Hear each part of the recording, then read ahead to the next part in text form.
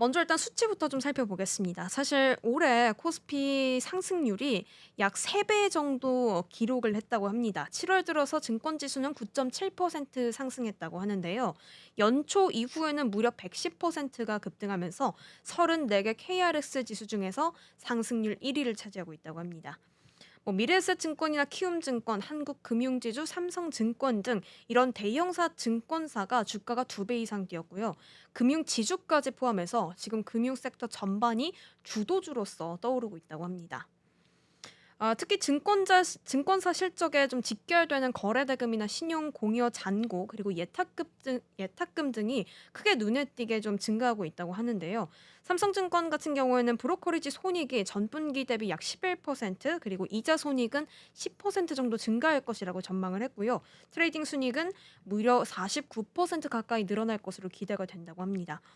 여기서 끝이 아닙니다. 최근 부국증권이나 미래에셋증권, 신영증권 같은 이런 개별 종목에 대해서도 금융투자업계가 신용거래 증거금률을 높이고 있고요. 신용대출을 제한하는 움직임까지 보이고 있습니다.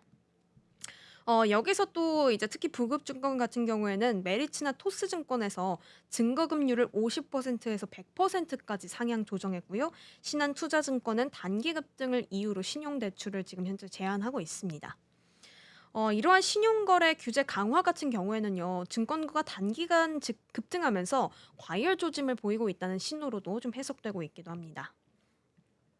일단 이 실적이 계속해서 좀 좋게 나오는 부분을 좀 수치로 확인을 해 봤는데요.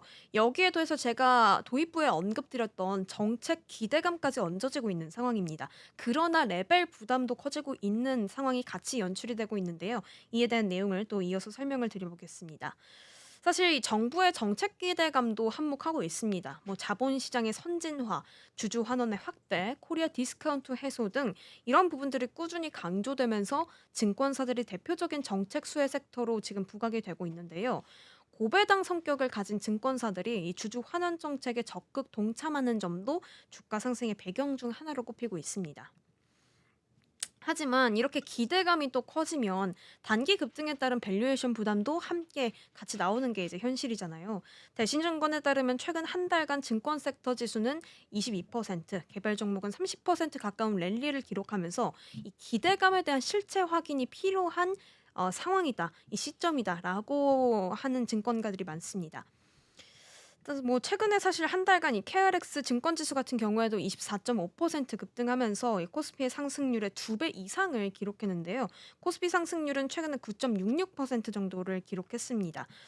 부국증권 같은 경우에도 58.65% 올라서 지금 증권주 중에서 가장 상승폭이 큰 기업 중 하나로 꼽히고 있는데 이 외에도 다른 증권사들이 큰 폭의 상승률을 보이고 있습니다. 이런 가운데 미래에셋과 BNK증권은 지금 증권 업종에 대한 투자 의견을 비중 확대해서 중립으로 낮추기까지 하고 있다고 합니다. 이에 대해 김인 BNK 투자증권 연구원은 코스피 추가 상승 가능성은 인정하지만 최근에 주가가 상당 부분 선반영된 상태라고 분석했습니다. 미래에셋 정태죽 연구원도 증시 강세라던가 주주 환원 확대, 스테이블 코인 참여 기대 요인으로 인해서 저평가는 해소됐습니다. 하지만 지금 현재 주가에 반영된 기대감이 예상과 현실을 많이 뛰어넘었다고 하면서요. 기대감 소멸에 대비해야 된다라고 조언하기도 했습니다.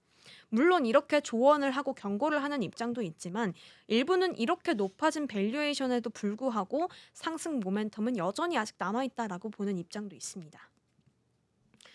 자, 정리를 하자면요. 이제 최근 증권주는 지수 상승과 실적 호조, 정책 기대감까지 이런 상박자의 호재를 계속해서 누리고 있는 상태입니다. 하지만 이 단기 급등에 따른 사실 레벨 부담과 실적에 대한 실체 확인 구간에도 접어들었다라는 점은 또 분명히 해야 될 상황인 것 같습니다.